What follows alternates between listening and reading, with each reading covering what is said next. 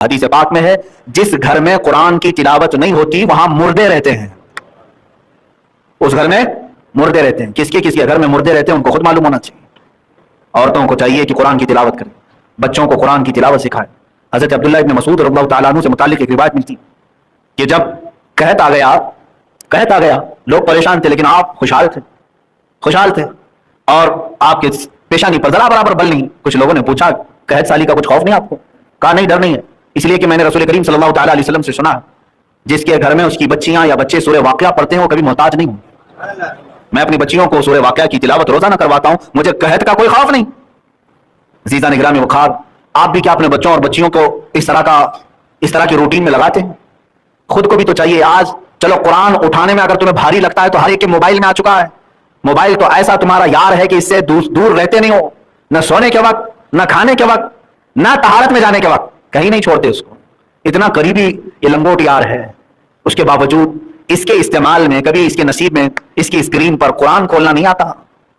Download कर लो, कुरान पाक रख लो, कभी तो निकालो कुरान पाक। अगर देख के पढ़ नहीं सकते तो कम से कम रिकॉर्डेड कुरान पाक की आवाजें, उसमें सैकड़ों कारियों की कुरान की तिलावत महफूज है। ऐ नौजवानों, अगर तुम्हारे पास देख करके पढ़ने का इतना मौका नहीं मिल रहा है तो तुम एयरफोन लगा करके गंदे और गलीज गाने सुनने से बेहतर है कि कुरान के नगमे सुन लो। अपने कानों में एयरफोन लगा करके बहुत सारी चीजें तुम सुनते रहते हो, कुरान सुनो। अगरचे तुम्हें समझ में ना आए लेकिन एक बात याद रखो, कुरान बारिश है, तुम्हारे दिल को धोता रहेगा। जिस कदर आयतें तुम्हारे कानों में पड़ती जाएंगी उतना तुम्हारे दिल का मैल ये धोता रहेगा। कुरान सुनना भी इबादत है, पढ़ना भी है, सुनना भी इबादत है। लेकिन क्या सबसे ज्यादा नाइंसाफी हमने कुरान के साथ नहीं की, हमारी कौम ने? आज ये कुरान सबसे ज्यादा दूर हो गया। बचपन में हम अपने बच्चों को कुरान सीने से लगा करके भेजते थे मदरसों को, यही आज भी मामूल है। बच्चा जब मदरसे आता है तो सीने से लगा करके आता है, कुरान हो कि पारा हो कि कायदा हो। लेकिन वही बच्चा स्कूल जाता है तो अपना पूरा बस्ता बैग पूरा पीठ पीछे डालकर जाता रहता है। कभी इसको हम ऑब्जर्व नहीं करते। बचपन से हमारे बुजुर्गों ने बताया था कि कुरान सीने की तरफ पहले नंबर पर हो, बाद में इसके बाद जो कुछ भी है वो कुरान के बाद। लेकिन बड़ा होने के बाद बच्चा इसको पीछे डाल देता है, उसको आगे कर लेता है, कुरान पाक को छोड़ दिया जाता है। और बहुत सारे लोगों का तो आज रिवाज ऐसा है कि एक बार कुरान देख करके नाजरा खत्म हो गया, खत्म कुरान की महफिल हो गई, उसकी हदिया हो गया, उसमें लड्डू लाया, गुलपोशी किया, उस्ताद को नजराना दे दिया, उसके बाद कुरान उठा करके रख दिया। अब किसी से हमने कहा भी था बेटा कुरान पढ़ो, नहीं मेरा खत्म हो चुका है कुरान। अरे कुरान नाजरा खत्म हो गया तो इसका मतलब क्या है? ये कोई डिग्री थी जो तू इंजीनियरिंग कर रहा था, अब दोबारा नहीं पढ़ेगा? कुरान तो तुझे उस्ताद ने सलीका सिखाया पूरी जिंदगी भर पढ़ने के लिए। मौत आने तक कुरान को अपने साथ रखो। और ये तुम्हारा ऐसा रफीक है, ऐसा दोस्त है जो कब्र में भी तुम्हारा साथ नहीं छोड़ता, बल्कि फरमाएगा कब्र में अगर कोई तुम्हारे लिए उनसियत का सबब बन सकता है, कोई तुम्हारे दिल को हल्का करेगा घबराहट से, डर से, तो कुरान है। कुरान तुम्हारे लिए कब्र में भी आएगा। और मेरे आका सल्लल्लाहु अलैहि वसल्लम तो यहां तक इरशाद फरमाते हैं, कयामत के दिन कुरान जिसकी सिफारिश कर जाए फिर उस पर जन्नत में जाना वाजिब होगा, और जिसके खिलाफ खड़ा हो गया कुरान उसे फिर दोजख में जाना वाजिब हो जाएगा, वो जरूर दोजख में चला जाएगा। आप इस कुरान को देख करके कभी ये देखो, दिल पर हाथ रख करके कि कहीं ऐसा तो नहीं कि ये कुरान कयामत में मेरे खिलाफ ना खड़ा हो जाए। मैंने इसका हक ही नहीं अदा किया। बरसों हो जाते, छुआ नहीं, महीनों हो जाते, उठाया नहीं, हफ्ते हो जाते, मेरे अजीजों कुरान को उठाओ। इसीलिए मैं बारहा कहता हूं, बुढ़ापा भी आ गया तो क्या फर्क पड़ता है? अगर तुमने अपनी जवानी में या बचपन में नहीं सीखा था तो कुरान सीखने में कोई शर्म और ऐब की बात नहीं, कोई शर्म और ऐब की बात। मेरे उस्ताद गिरामी, मेरे मुर्शिद गिरामी हुजूर ताजु शरिया रहमतुल्लाह ताला अलैह को मैंने खुद देखा, 70 साल की उम्र में वो कुरान हिफ्ज कर रहे थे, जबकि उनकी आंखें भी जा चुकी थी, गले की आवाज में तकलीफ थी, कान में सुनने में तकलीफ थी, उसके बावजूद 70 साल की उम्र के बाद वो कुरान हिफ्ज कर रहे थे। कुरान तो बचपन में देख करके पढ़ना सीख गया और सब मानी तफासीर सब आ गए, लेकिन उनका एक शौक था कि मैं हाफिज कुरान भी बनूं। कब शुरू किया? 70 साल के बाद। और किसे सुनाते थे? 15 साल के एक बच्चे को सुनाते थे, जबकि उनके मुरीदीन में ही बड़े बड़े उलमा और फुकाहा हैं, उनके मुरीदीन में ही मुहद्दिसीन भी हैं। लेकिन एक 15 साल के 16 साल के बच्चे को आप जितना याद किए वो सुना रहे हैं। मैंने सिर्फ उससे यह अखज़ किया कि कुरान सीखने में और सिखाने में, पढ़ने में और पढ़ाने में कभी किसी को शर्म नहीं महसूस करनी चाहिए, ना झिझक, ना ऐब। बड़े बड़े उलमा ने जब उस उम्र में कुरान हिफ्ज करना शुरू किया है, तो आज अगर किसी की उम्रें ज्यादा हो गई और कुरान देख करके भी पढ़ना नहीं सीखा था तो मेरे अजीज अब भी तुम्हारे पास वक्त है। जब तक तुम्हारी आंखें सलामत है, जुबान सलामत है, पढ़ लो इसको, वरना कयामत के दिन इतनी सख्त पकड़ होगी, कुरान खड़ा हो गया अगर तुम्हारे खिलाफ तो फिर जन्नत में जाना मुश्किल हो जाएगा। अब रसूल पाक सल्लल्लाहु अलैहि वसल्लम जिन पर खुद कुरान उतरा है, हुजूर साहिब कुरान है, कुरान उन पर उतरा है, वो दुआ करते हैं अल्लाह की बारगाह में, अल्लाहुम्मा जअलिल कुरान हुज्जतन लना ला हुज्जतन अलैना, ऐ अल्लाह कुरान को हमारा सिफारिशी बना, हमारे खिलाफ खड़े होने वाला ना बना। हुजूर दुआ करते थे, अल्लाह के नबी दुआ करते थे, तो बाकी लोगों को खौफ नहीं होता, डर नहीं होता कि मैंने कुरान छुआ ही नहीं, पकड़ा ही नहीं, क्या होगा मेरे साथ? ए अजीजों, मर जाने के बाद दूसरे लोगों से कुरान खानी करवा लेना यह कुरान का हक नहीं है। कुरान तुम्हारे जिंदों के लिए उतरा है। अजीब बात नहीं कि कुरान एक जिंदा मौजज़ा है और जिंदों की हिदायत के लिए आया है, लेकिन उम्मत का अलमिया तो देखो मुर्दों पर पढ़ने के लिए रख दिया। इसको सिर्फ मुर्दों पर पढ़ने के लिए कुरान रखा गया है। कुरान जिंदों को जगाने के लिए आया है। हाँ, मुर्दों पर इसाले सवाब तो हम जरूर करेंगे, लेकिन कुल कुरान का मकसद यही नहीं है कि कुरान खानी करके उनको सवाब पहुंचाएं। कुरान का जो असल मकसद है वो तुम्हें जिंदगी के उसूल सिखाने आया है, तुम्हें दस्तूर हयात देने आया है। जिनके दिल सख्त हो चुके हैं उनके दिलों को नरम करने आया है, जो रब ताला से बरगश्ता हो चुके हैं उन्हें अल्लाह की बारगाह में लाने आया है। तो इसका मकसद ही नहीं समझे। और कैसे नहीं समझेंगे? कैसे समझेंगे? जब छुएंगे नहीं इसको, पकड़ेंगे नहीं इसको। जाकर के अपने घरों में देख लें। औरतों से भी मैं गुजारिश करूंगा, इल्ला माशाअल्लाह सब घरों की बात नहीं करता, अक्सर घर ऐसे भी हैं जहां रोजाना तुम टीवी तो पोंछते होंगे, फ्रिज को रोजाना पोंछ करके रखते हैं, गैस के चूल्हे को हर दिन साफ करके रखते हैं। कुरान को देखो, धूल भी जमी होगी, इतना ऊपर रख दिया जाता है कि हाथ भी ना जाए। रमजान टू रमजान उसको उतारते हैं, या फिर ओकेशनली मौसमी तौर पर कोई अगर बड़ी रात आ जाए या फिर घर में किसी की मैयत हो जाए तो उतारे। नहीं मेरे अजीजों, कुरान तुम्हारे लिए इतना आम हो जाए, इतना आम कि तुम अपने दिनों की इब्तिदा कुरान से करो, फिर देखो अल्लाह ताला तुम्हें किस औज पर पहुंचाएगा। इकबाल ने यही कहा, वो जमाने में मुअज़्ज़ज़ थे मुसलमान होकर, आज हम खार हैं तारीके कुरान होकर। दर से कुरान अगर हमने ना भुलाया होता, ये जमाने ने जमाना ना दिखाया होता। दर से कुरान अगर हमने ना भुलाया होता, ये जमाने ने जमाना ना दिखाया होता। आज जो जमाना हमें अपना सख्त चेहरा दिखाया है, उसकी वजह यही है कि तुम दर से कुरान को भूल बैठे। मुझे बताओ, मैं किसी की हिजू नहीं करना चाहता, तौहीन नहीं करना चाहता। सैकड़ों मस्जिदें होंगी, सैकड़ों मस्जिदें अल्लाह ने तौफीक दी है, मैं शुक्र भी बजा लाता हूं, मेरे लिए भी और आपके लिए भी। कितनी मस्जिदें ऐसी हैं जहां नमाज के बाद बैठ करके कोई तफसीर कुरान का दर्स हो रहा हो? कहां है? मैं ज्यादा इसको प्रेफर इसीलिए करता हूं, मैं अपने जलसे छोड़ देता हूं लेकिन कुरान की तफसीर को नहीं छोड़ना चाहता। फिर भी इमरजेंसी आ जाए तो अलग मसला है। मैंने ये महसूस किया मेरी अपनी जिंदगी में, आज तकरीबन 10 साल हो गए कुरान की तफसीर अर्ज करते हुए, मैंने महसूस किया है जो हार्ट चेंजिंग, जो दिल का इनकलाब कुरान की तफसीर से आता है वो बड़ी बड़ी कॉन्फ्रेंसों से भी नहीं आता। ये मैंने महसूस किया है। कुरान का दर्स और कुरान की तफसीर जो दिलों को बदलती है, आंखों में आंसू ले आती है, दिल जो नरम हो जाता है और रब की बारगाह में झुकने पर अपनी लज्जत महसूस करता है, वो बड़े बड़े जलसों में भी नहीं देखा, बड़ी बड़ी तकरीरों में भी नहीं हुआ। जलसे आज तकरीरों के इल्ला माशाअल्लाह सिर्फ दिखावा रह गया है। अल्लाह हम सबको हिदायत अता फरमाए। मैं अगर इन बातों को सख्ती के साथ अर्ज कर रहा हूं तो बाज लोग मुझे भी ब्लेम करेंगे कि आप भी जलसे बहुत सारी चीजें करते हैं। मेरे अजीजों में उसका मुखालिफ, जलसे जरूर होनी चाहिए लेकिन जलसों के अंदर जो रूहानियत होनी चाहिए वो गायब है। पान खाते लोग, गुटखा थूकते हुए लोग जलसों में खड़े हैं नापाकी की हालत में। ऐसा लगता है जैसे कोई तमाशा देखने के लिए सर्कस में आए हुए लोग दूर दूर खड़े होकर के तमाशा देख रहे हो, जैसे स्टेज पर कौन कितना चिल्ला रहा है। और आने वाला भी ये सोचता है कि मेरे ऊपर जितने नारे लगे उतना मैं कामयाब हो जाऊंगा, चाहे उनके दिल में बात उतरे कि ना उतरे। और इंतजामिया जो कमेटी होती है जलसे कराने वाली, उनका भी ख्याल यही होता है साइलेंट मुकर्रर नहीं चलता, थोड़ा उछल कूद करने वाला चाहिए, लोगों को कुछ हंसाए, लोगों को कुछ जोश दिलाए। तो फिर अगर यही निजाम जलसों का रह गया तो मैं समझता हूं ये बेकार है, फजूल है, माल का जिया है, पैसों का खर्च करना है। मैं समझता हूं वो जलसा सबसे बेहतर है जिसमें लोग बावजू बैठे हो, तारत के साथ आए हों, कुरान करीम की तफसीर हो, अहादीस रसूल बयान हो, उलमाए उम्मत, सुलहाए उम्मत, औलिया कामिलीन के उनके तज़किरे हों, और फिर सुनने वाला उस दिन अहद करके उठे कि मैं यहां पर सर्कस देखने नहीं आया था बल्कि अपने दिल को बदलने आया था। वो तौबा करके उठे तो यकीनन उसका फायदा होगा। लेकिन मेरे अजीजों, जहां कहीं आपकी पहुंच है या मेरी आवाज जहां तक पहुंचती है, मैं ये कहूंगा हर आलिम को चाहिए कि वो तफसीर कुरान को शुरू करते हैं। अपनी कौम को जब तक तुम कुरान से करीब नहीं करोगे तब तक ये धक्के खाती रहेगी। कुरान इनके लिए आया है, हमारे लिए आया है।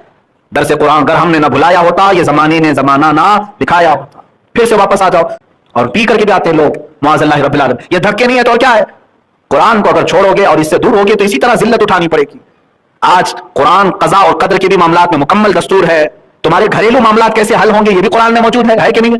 शोहर बीवी के मामलात, दो रिश्तों में अगर दरार आए तो उनके मामलात। लेकिन ये लेकर के हम ऐसे लोगों के पास जाते हैं, अल्लाह की पनाह, उनकी सारी जात पात सब आपको मालूम है, लेकिन सर जोड़कर खड़े रहते हैं कि हमारा फैसला कर दो, हमारे दरमियान मंडोली करवा दो। ये वजह क्यों बनी? कुरान को छोड़ा। कुरान पाक को जिन्होंने अपना हकम बनाना छोड़ा वो फिर जल्लत खाएंगे, ठोकरें खाएंगे। अल्लाह ताला के इस फरमान की तरफ आओ। अल्लाह ने फरमाया अफला यतदब्बरून कुरान, कुरान में गौर फिक्र क्यों नहीं करते? कुरान में गौर फिक्र क्यों नहीं करते? आपको पता है निजाम मुस्तफा सल्लल्लाहु तआला अलैहि वसल्लम जो मदीने में कायम हुआ, खुलफाए राशिदीन ने 30 साल तक उसको चलाया। मेरे अजीज, हुकूमत चलाना मामूली बात नहीं, उसमें कितने शोबे होते हैं, कितने डिपार्टमेंट होते हैं, क्या क्या नहीं होता। आज देखें आप, मिनिस्ट्रियां कितनी होती हैं। एक हुकूमत चलाने वाला सिर्फ प्राइम मिनिस्टर नहीं होता, कितने मिनिस्टर होते हैं उसके साथ। वजीर दाखिला अलग है, वजीर खारजा अलग है, ज़राअत खेती बाड़ी के लिए अलग है, पेट्रोलियम के लिए अलग है, रोड के लिए अलग है, हवाई अलग है, खेलों का अलग है, अनाज के लिए अलग है। ये सब मिनिस्ट्री होती है कि तालीम का, हेल्थ की मिनिस्ट्री है, सब ये सारे शोबे हैं। और 30 साल तक खुलफाए राशिदीन ने इन तमाम शोबों को चलाया। और कहां से उन्होंने लॉ बनाया, संविधान कहां था? 30 साल तक जो खुलफाए राशिदीन ने संविधान चलाया कानून बनाकर, और एक मुल्क में नहीं, 6 मुल्कों में एक ही कानून नाफिज किया। वो सारे कानून सिर्फ कुरान से बने हुए थे, पूरे कुरान से बने हुए। ये हमारा दस्तूर हयात भी है पूरा। नूह अलैहिस्सलाम की कौम बहुत मजबूत कौम समझी जाती थी। अल्लाह ताला ने अपने नबी को जब हुक्म फरमाया कि आप एक कश्ती बनाएं बहुत बड़ी, तो वो आपका मजाक उड़ाते थे। यहां दूर दराज कहीं न नदी है, न नाला है, न समंदर है, कश्ती किसमें चलाओगे? अल्लाह के नबी को पता था कि अजाब आने वाला है, और अपने ईमान वालों को आप डरा भी रहे थे। लेकिन कुफ्फार और मुशरिकीन गुरूर और तकब्बुर में ऐसे थे, यहां तक कि नूह अलैहिस्सलाम ने अपने बेटे को बुलाकर कहा, जो काफिर था, कहा मेरे साथ आ जा, या बुनय्यरकम माना वला तकुम मअल काफिरीन, बेटा हमारे साथ आ जा, काफिरों के साथ मत जा। उसने क्या कहा? क़ाल सआवी इलल जबल यअसिमुनी मिनल मा, मैं तो पहाड़ की ऊंची चोटी पर चला जाऊंगा, तुम्हारा पानी मुझे कुछ नहीं कर सकेगा। ये उस वक्त जालिमों का ख्याल था, गुमान था। फिर अल्लाह ताला कुरान पाक में फरमाता है, वो फज्जरनल अर्द उयूना, हमने जमीनों के सारे चश्मे फाड़ दिए, हर जगह से पानी के सोते निकले।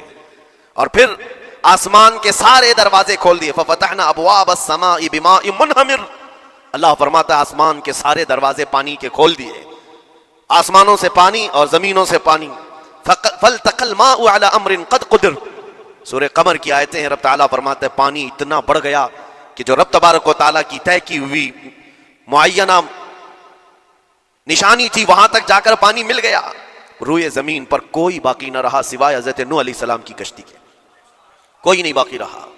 जब ये पानी फैल गया, क्या पहाड़ों की चोटियां, क्या महलों की ऊंचाइयां, सब गर्क हो गए।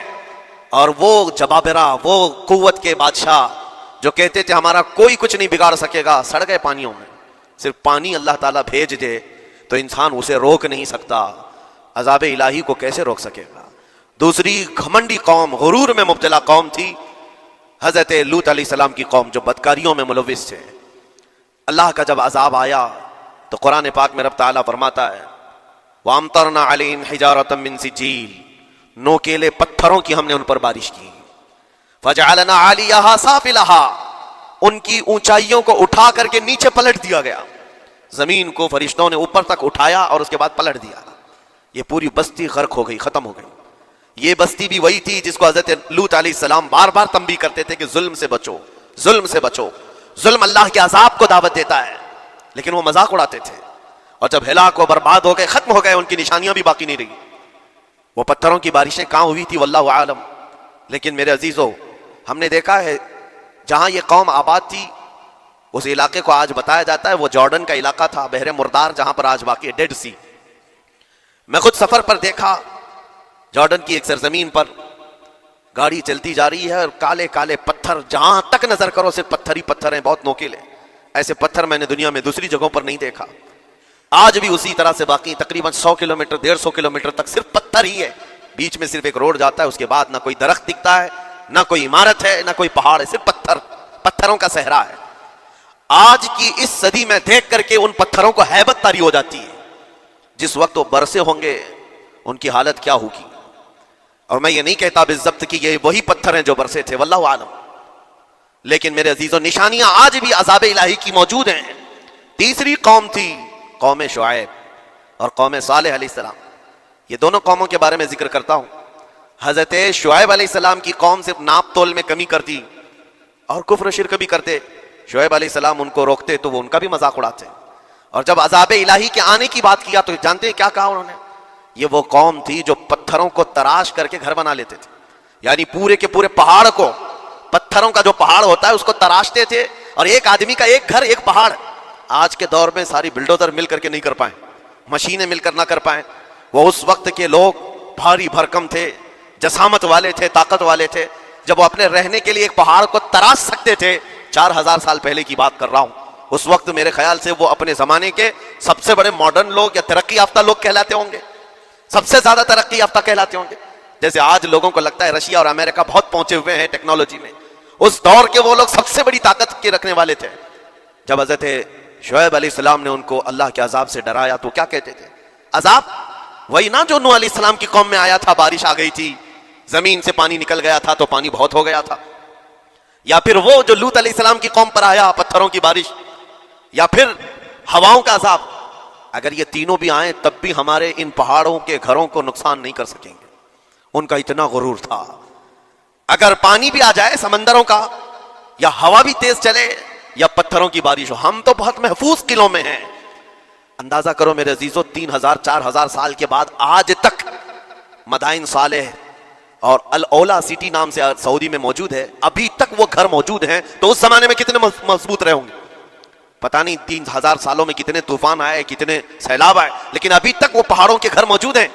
तो उस जमाने में कितने ताकतवर होंगे। उनका नशा आसमान पर था, गुरूर चढ़ करके बोल रहा था। कहते थे कि अगर उस तरह के अजाबात आ भी गए तो हमारा कुछ नुकसान नहीं होगा। कौन सा? नूह अलैहिस्सलाम की कौम का अजाब आ जाए, लूत अलैहिस्सलाम की कौम का अजाब आ जाए, या फिर शुएब अलैहिस्सलाम की कौम का अजाब आ जाए। ये सालेह अलैहिस्सलाम की कौम की बात कर रहा हूं। तो फिर हुआ क्या? अल्लाह के नबियों ने उन्हें डराया अल्लाह के अजाब से, बाज आ जाओ, अल्लाह वहदहु ला शरीक की तरफ झुक जाओ। वह अकड़ थी, गुरूर था कि नबियों का मजाक करते। फिर हुआ क्या? कुरान कहता है सिर्फ एक फरिश्ते को अल्लाह ताला ने जमीन पर उतारा, एक फरिश्ते को उतारा, और उसके बाद उस फरिश्ते ने एक चिंगार लगाई, एक आवाज की। एक आवाज, सिर्फ फरिश्ते की एक आवाज ऐसी थी कि जितने अपने मजबूत किलों में घरों में मौजूद थे, इस आवाज की हैबत से उनका भेजा कानों से बाहर निकल आया था। और सुबह के वक्त जब उस बस्ती में जाकर के देखें तो सब के सब औंधे मुंह गिरे हुए थे, एक भी उसमें से बचा हुआ नहीं था। ना नूह अलैहिस्सलाम का तूफान आया, ना लूत अलैहिस्सलाम की कौम पर बरसने वाले पत्थरों का अजाब आया, ना ही हवाएं चलाई गईं। एक फरिश्ते को भेजकर रब ताला ने अपनी कुदरत का मुजाहिरा फरमाया। अल्लाह के करोड़ों अरबों लातादाद फरिश्ते हैं, एक फरिश्ते की ताकत ऐसी है कि अगर वो अपनी आवाज निकाले तो तुम्हारे कानों से भेजा बाहर निकल आए। अल्लाह वहदहु ला शरीक, वो हय्यो कय्यूम कल भी था और आज भी है। वो रब्बे जुल जलाल हय्यो कय्यूम है, ताकतवर है और हमेशा रहेगा। और रब तबारक व तआला ने कुरान पाक में फरमाया, आप ये आयत तकरीबन 3 जगह कुरान में आई, व इज़ नज्जैनाकुम मिन आलि फिरऔन यसुमूनकुम सूअल अज़ाब युदब्बिऊन अबनाअकुम व यस्तहयून निसाअकुम व फी ज़ालिकुम बलाउम मिन रब्बिकुम अज़ीम। रब ताला फरमाता, याद करो फिरौनियों के अजाब से अल्लाह ने तुमको नजात दी।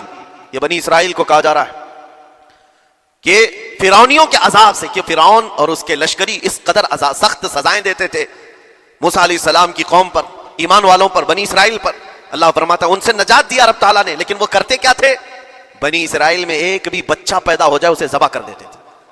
फिरौन के लश्करियों ने एक साल में 12,000 बच्चों को कत्ल किया है, 12,000 बच्चों को ज़बह कर दिया है। आज के इजराइली अगर ये बच्चों पर जुल्म करते हैं तो ये ताज्जुब की बात नहीं है। फिरौन की सरिश्त में दाखिल था और ये फिरौनी है, वक्त के जबाबिरा हैं, वक्त के जालिम हैं। 12,000 बच्चों को कत्ल कर दिया था फिरौन और उसके लश्करियों ने, और औरतों को जिंदा छोड़ देते थे। कुरान में अल्लाह ताला ने फरमाया, 3 जगह आई आयत, लेकिन उसके साथ रब ताला ये भी फरमाता है, ये सख्त तरीन सजाएं देते थे फिरौनी, अल्लाह ने उनसे तुमको नजात दिया। लेकिन ये सजाएं क्यों देते थे, ये अजाब क्यों था? वो फी ज़ालिकुम बलाउम मिन रब्बिकुम अज़ीम, ये है फरमान अल्लाह का।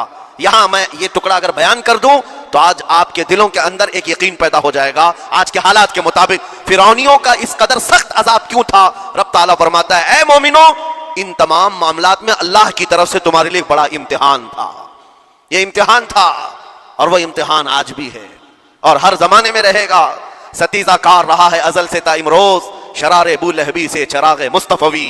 हर जमाने में हक व बातिल के मारे के होते रहेंगे। लिहाजा आज के दौर में ये सब हालात जो पैदा हुए, मुसलमानों को, मोमिनीन को जरा बराबर भी नर्वस होने की जरूरत नहीं। तुम जिस दीन से वाबस्ता हो, इस दीन की हिफाजत का जिम्मा अल्लाह ने अपने जिम्मे लिया है। युरीदून लियुत्फिऊ नूरल्लाहि बिअफ़वाहिहिम, कुरान में अल्लाह फरमाता है, कुफ्फार और मुशरिकीन अपने मुंह के फूंकों से अल्लाह के इस चिराग को बुझाना चाहते हैं, अल्लाह अपने इस चिराग को मुकम्मल करके रहेगा। ये इस्लाम नूर इलाही है, अल्लाह का नूर है और इसको सुबह क़यामत तक रहना है। और हम जैसे और भी आएंगे इस जमीन पर और आएंगे जाते रहेंगे। ये आबादियां हैं, बदलती रहेंगी, खुदाई कानून है, लेकिन इस्लाम न कल बदला था, ना आज, न क़यामत तक बदलेगा। हम सबका इम्तिहान है मेरे अजीजों, हम सबका इम्तिहान है। लेकिन इन हालात में मोमिनीन को करना क्या चाहिए? उन्हें अपने ईमान को मजबूत करना चाहिए। कभी किसी के उड़ते हुए छितड़े और टुकड़े देखकर तुम्हें मायूस होने की जरूरत नहीं। अब हमारा मुस्तकबिल क्या होगा? अब मेरे अजीजों, आज जो हालात हैं, ये हालात करबला से ज्यादा सख्त तो नहीं है। आज फिलिस्तीनियों को हमने देखा 6 माह के, साल भर के बच्चों को सीने से लगाकर कफन लिपेट रहे हैं। उन माओं की क्या कैफियत होती होगी? कभी कभार छोटी सी क्लिप में देख करके आंखों से आंसू बह पड़ते हैं। उन्होंने अपने हाथों से न जाने कितने बच्चों को एक दिन में दफन कर दिया। मुझे इतने मौजू दे दिए गए हैं। कारी मोहम्मद अली साहब क़िबला जिन्होंने फोन किया था, उनका मौजू अलग है। हमारे कमेटी के भाई जिनके बगल में पर्स था, वो किधर चले गए? वो काम से गए हुए हैं, उनका हुक्म अलग है और मेरा मूड थोड़ा सा आज अलग है। आप क्या चाहते हो? मूड वाला हो जाए, है ना? ये है दामन, ये है गिरेबा, आओ कोई काम करें। मौसम का मुंह तकते रहना काम नहीं दीवानों का। बोलो सुभान अल्लाह। भाई सैफ रजा कानपुरी कह रहे थे कि मैं बहुत खुश हूं कि मैंने देखा कि आपके इलाके के लोग भी आपसे इतना प्यार करते हैं। मैंने कहा उतना वक्त ही कहां मिला है जो प्यार देखने को मिलता।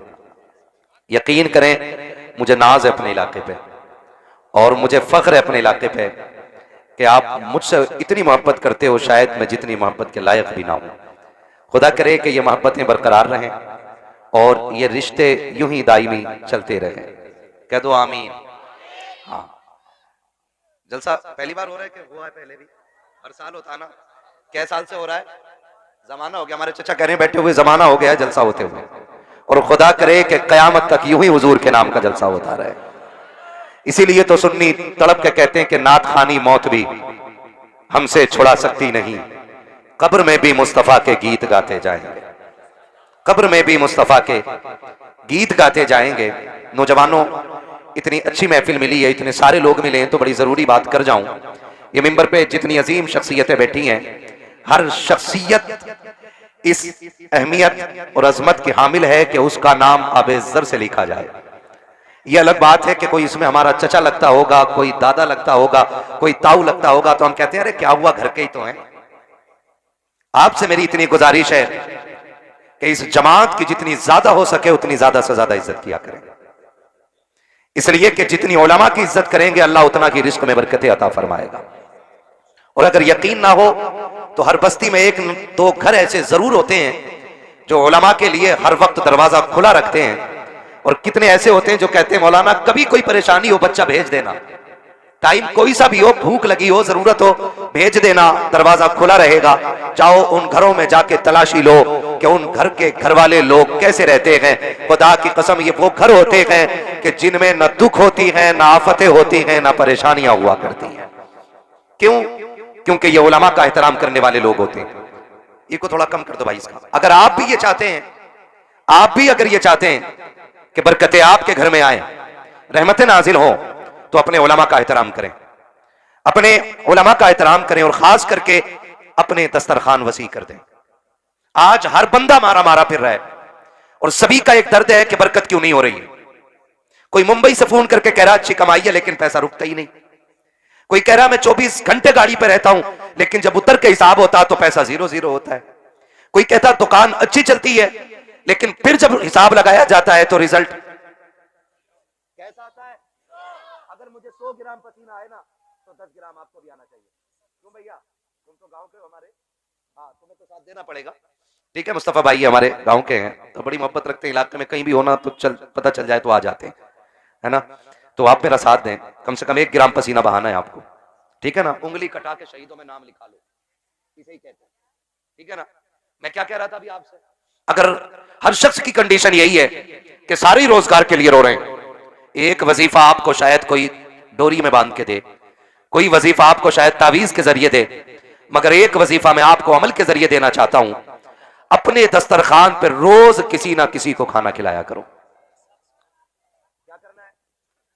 जोर से, बच्चे बहुत तेज होते हैं, और वो हमारे हिंदुस्तान का एक संवैधानिक पोस्ट पे बैठने वाला बंदा, उसने बच्चों पे टिप्पणी करते हुए कहा था कि मुसलमान आई लव मोहम्मद का पैम्पलेट देख करके बच्चों को रोड पे ले आए, जिन हाथों में उन्हें कलम देना था। तो मैंने डंके की चोट पे कहा था ये हुजूर की उम्मत है जनाब, यहां बच्चों को मैदान में लाया नहीं जाता। जब बात हुजूर की आती है तो जवानों के साथ बच्चे भी सर पे कफन बांध के आ जाया करते हैं। और ये बात सच्ची है। हम अपने बच्चों को कभी मैदान में लाने की तरकीब नहीं देते। हमारे बच्चों ने सलाहुद्दीन अय्यूबी को पढ़ा है, हमारे बच्चों ने मोहम्मद बिन कासिम को सुना है, हमारे बच्चों के सामने अबू बकर सिद्दीक की हिस्ट्री है, हमारे बच्चों के सामने उमर फारूक आजम की तारीख रही है, हमारे बच्चों के सामने उस्मान गनी का किरदार है, हमारे बच्चों के सामने मौला अली का किरदार है। और जिस कौम के बच्चे मौला अली को पढ़ा करते हैं वो बच्चे कभी बुज़दिल नहीं हुआ करते हैं, वो कभी बुज़दिल नहीं हुआ करते हैं। और मैं मुबारकबाद पेश करता हूं इन बच्चों के मां बाप को कि जिनके बच्चे महफिल में बैठे हुए हैं। रात सर्दी की है, 11:30 पे सुई पहुंच गई है, अब तक तो सो जाना चाहिए था, ये क्यों जाग रहे हैं? यकीनन ये मां बाप की इस परवरिश का नतीजा है जो उन्होंने ये कहा था, बेटे तुझे जीना भी हुजूर के लिए है, तुझे मरना भी हुजूर के लिए है। और मैं कहता हूं बच्चों को हुजूर की महफिल में लाया करो। कई बार कहते चलो चल बच्चों का क्या काम, आपने देखा होगा ना, मैं पूरी जिम्मेदारी के साथ कहता हूं महफिल शुरू होती है तो बच्चों से शुरू होती है। सबसे पहले कौन आता है? कौन आता है? कौन आते हैं? बच्चे आते हैं, सबसे आगे बैठते हैं। जब ये होते हैं तब तिलावत होती है, और जब महफिल शुरू हो जाती है ना तो चंद मुखिए निकल के आते हैं। किसका चल पीछे चल, किसका पे चल पीछे हट। बच्चों का आगे क्या काम है? तुम्हें खुदा का वास्ता दे के कहता हूं जब महफिल हुजूर की लगा हुआ करे तो तुम बच्चों को पीछे ना हटाया करो, इसलिए कि तुम जितना हुजूर से प्यार करते हो तुमसे कहीं ज्यादा ये बच्चे हुजूर से प्यार करते हैं। जो रिश्ता आपका हुजूर से है वही रिश्ता इनका भी हुजूर से है। अगर ये बैठे हैं तो किसी को दिखाने के लिए नहीं, अपने लिए पैसे लेने के लिए नहीं, बल्कि इनके बैठने का सिर्फ एक मतलब है, इनका दिल कह रहा है सुना के आप हर आशिक के घर तशरीफ लाते हैं, मेरे घर में भी हो जाए चरागा या रसूल अल्लाह। तो इसलिए कभी बच्चों को हटाया ना करो। और मैं तो कहता हूं बच्चों को लाया करो, इसलिए कि ये जितने नौजवान बैठे हैं इनमें अगर मैं देखूं तो 5% सफेद दाढ़ियां नहीं है। कितने बाकी कितने बचे? 95 बाल काले, 5% जोर से सफेद है। पीछे वाले घर से खा के आए कि नहीं? ये खाली लंगर के सहारे चले आए थे। अगर खा के आए ना, भूख नहीं लग रही है तो फिर बोलते जरा सुभान अल्लाह। 95% काले बाल वाले हैं और 5% सफेद बाल वाले।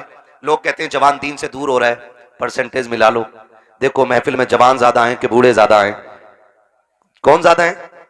तो अब बताओ जवान हुजूर से दूर हो रहा है कि करीब हो रहा है? जोर से करीब हो रहा है। तो फिर अब ना कहना कि जवान हुजूर से दूर है। अच्छा जवानों एक बात बताओ, तुम जो आज आए हो ना ये तुम्हारा कमाल है?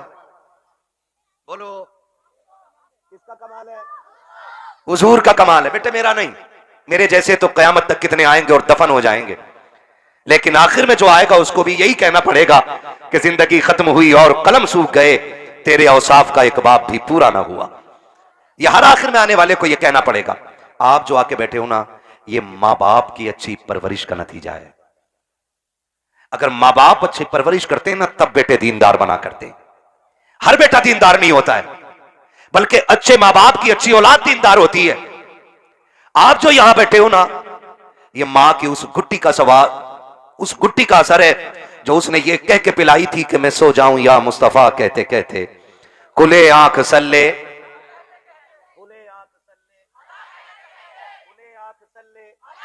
अला कहते कहते। ये उस गुट्टी का कमाल है, उस गुट्टी का कमाल है। तो 95% यहां पे नौजवान बैठे हुए हैं। यकीनन ये जब मैं चाहता हूं कि बच्चे महफिलों में आने चाहिए, ताकि जब आने वाला कल होगा हम कब्रिस्तान में होंगे और ये छोटे छोटे बच्चे हिंदुस्तान में होंगे।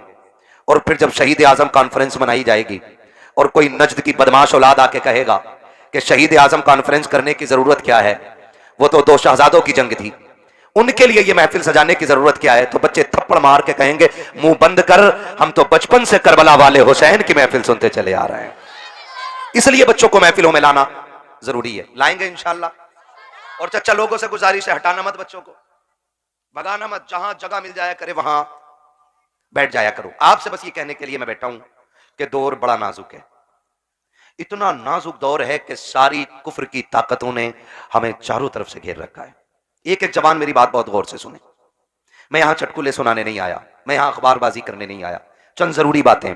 हम हर तरफ से घिरे हुए हैं, सारी इस्लाम दुश्मन ताकतें इकट्ठा हो गई हैं। जिस तरीके से हमें कमजोर किया जा सकता है किया जा रहा है। मैं अपने एक जुमले का जिम्मेदार हूं।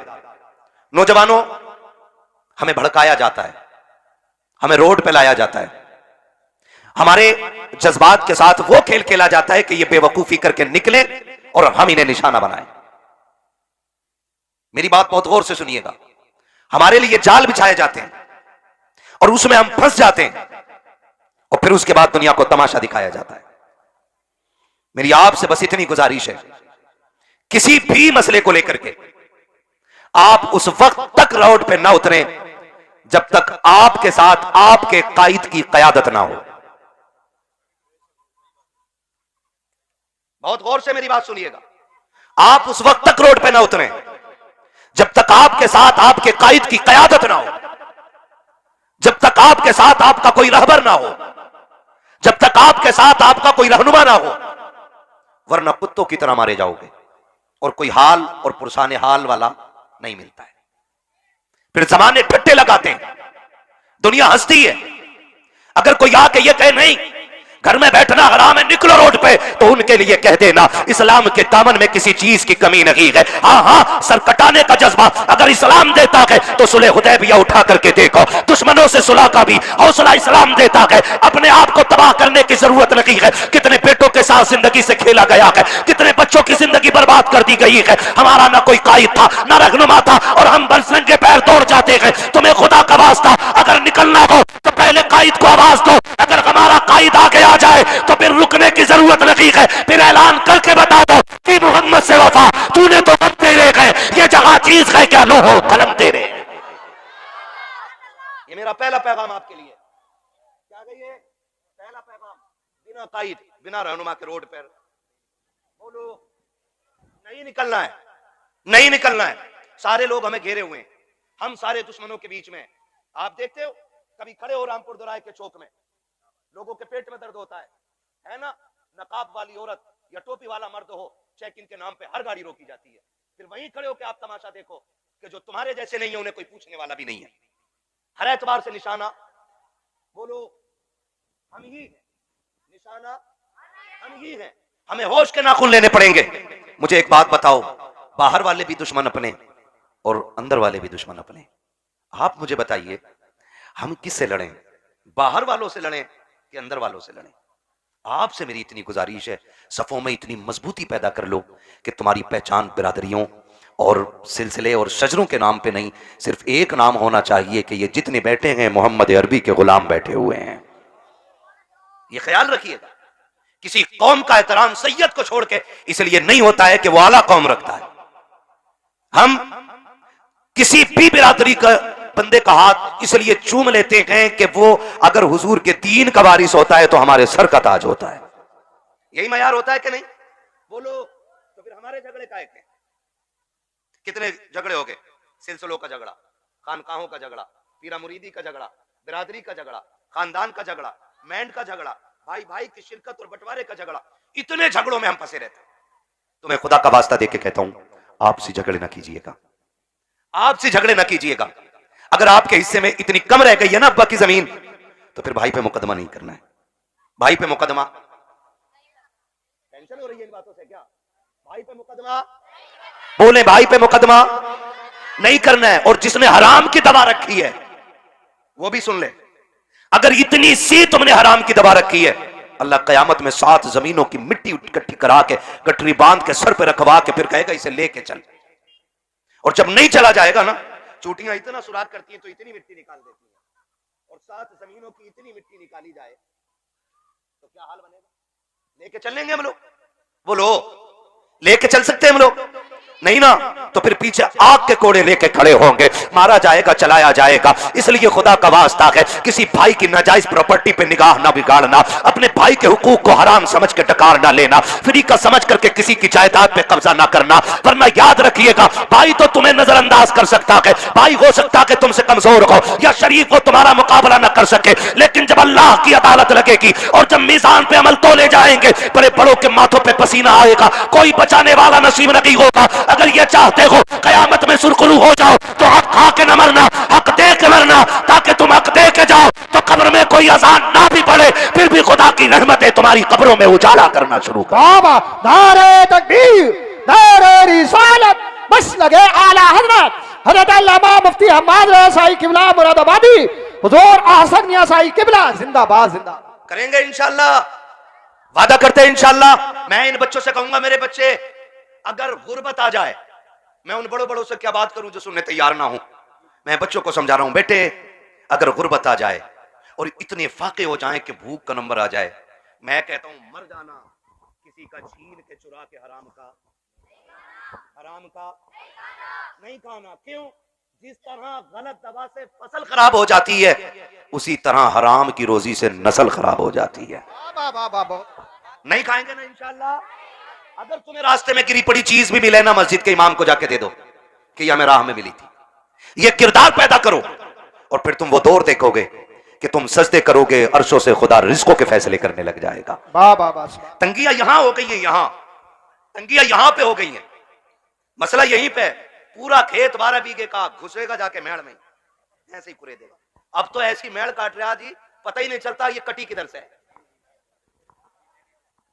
है। बताना कहां से मिट्टी निकाले, पानी देवे मेड़ इतनी।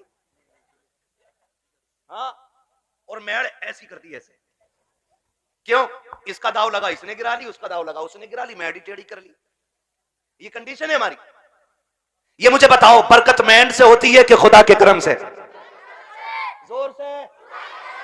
उन लोगों को पता लग जाना चाहिए, आज नबी वाले नबी का जिक्र कर रहे हैं और मैंड वालों का तज़किरा हो रहा है। ठीक है जी, बरकत मैंड से होती है कि खुदा के करम से? बच्चे ही बोल रहे हैं जिन्होंने आज तक मैंड देखी ना होगी। जो फावड़ा मारे बैठा वो कतई बोलने तैयार नहीं। सोच रहा मुझे ही कैरिया दिखे और इस कमेटी वालों ने कहीं नाम ना बता दिया हो। ये कंडीशन है हमारी। बरकत काहे से होती है? बड़े बड़े बोले, बरकत किस चीज से होती है? रज़्ज़ाक़ कौन है? बोलो क्या बात है, सलामत हो। रज़्ज़ाक़ कौन है? इतनी जोर से पुकारो कि आवाज अर्शों तक चली जाए। रज़्ज़ाक़ कौन है? रोजी देने वाला कौन? रोजी देने वाला कौन? जिंदगी का मालिक कौन? हम सबका खालिक कौन? मौत का मालिक कौन? जब सब कुछ मालिक अल्लाह गए तो मैंड क्यों काटी? क्यों काटी? कैरिया मानेगा थोड़ी। इसने इतनी काट दी, उसने ला के लोहिया हल, और जब मारा पलटा दे के उधर को ना, कह रहे आप भी बंधेगी ना बंधेगी सीधी कर। जी जी मुझसे ही पलटा है सही से है।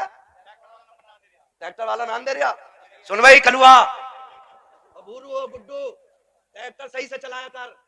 क्या रुपए बीघा ले रहे हैं आजकल जुताई में?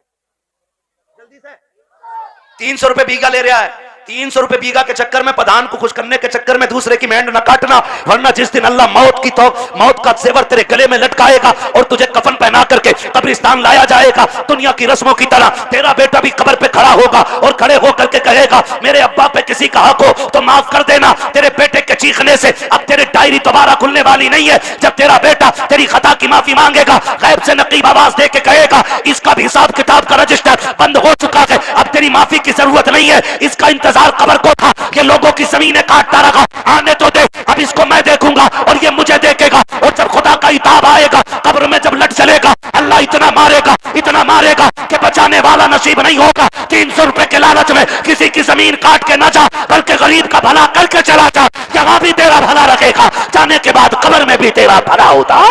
बाबा नारे तकबीर, नारे रिसालत, मसलक आला हज़रत ख्वाजा का हिंदुस्तान, मिर्जापुर का सुन्नी मुसलमान, नारे हैदरी जिंदाबाद। करेंगे इंशाल्लाह। और सुनो, छीन के खाने से बरकत नहीं होती, आगे का उठा के लौटाने से बरकत हुआ करती है। आगे का उठा के देने में बरकत है। और याद रखिएगा, अल्लाह बड़ा करीम है, अल्लाह बड़ा करीम है। सखियों की अगर बात हो और अली के घर का तज़किरा ना हो तो बात अधूरी रह जाती है। वो कहा था ना किसी ने, ये चक्की फातिमा की चल रही है, जमाना जितना लंगर खा रहा है। समझ रही है कौन लोग हैं? ये वो लोग हैं जिनके घर में खुद 7-7 दिन के फाके होते थे। आज दुनिया उनके नाम का लंगर खा रही है, जिनके अपने बेटे गिरवी रखे गए, लेकिन आज दुनिया उनके घर की खैरात खा रही है। लेकिन तारीख में खुदा की कसम एक लम्हा ऐसा नहीं मिलता है कि जिस लम्हे में कोई खातून जन्नत के दरवाजे पे मांगने आया हो और खाली चला गया हो। वाह बाबा जिंदाबाद। खाली चला गया है ना, कोई लम्हा ऐसा नहीं मिलता है कि कोई आया हो और खाली चला गया हो। माफ कीजिएगा, पहले का दौर बड़ा अच्छा था। पहले कहते थे मेहमान आएगा तब खाएंगे, और आज दस्तरखान बिछा हुआ, आगे फूफा कह रहा लल्ली ले उठाइए बाद में खाऊंगा, पहले फूफा से निपट लूं। जी जी। हाँ, बिछाया दस्तरखान हम उठवा देते, बिछाया दस्तरखान। मेरा नबी है, हुजूर की बारगाह में परदेसी आया है कोई, जी जी। तवज्जो है सारे लोगों की। ये पानी है, पानी है, ये नई चीज नहीं है ना, तवज्जो है आप लोगों की मेरी तरफ। बस सुने बहुत गौर से। हुजूर की बारगाह में ना परदेसी आया, उसने आके कहा या रसूल अल्लाह बड़ा भूखा हूं, खाना खिला दीजिए। बहुत गौर से एक एक बंदा मेरी बात सुने। भूखा हूं, खाना खिला दीजिए। मेरा नबी मिंबर पे, हुजूर उठ के खड़े हुए, है कोई जो मेरे मेहमान को खाना खिला दे?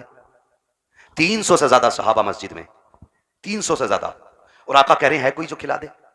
कोई नहीं उठा। फिर आका ने कहा है कोई जो मेरे मेहमान को खाना खिला दे? फिर कोई नहीं उठा।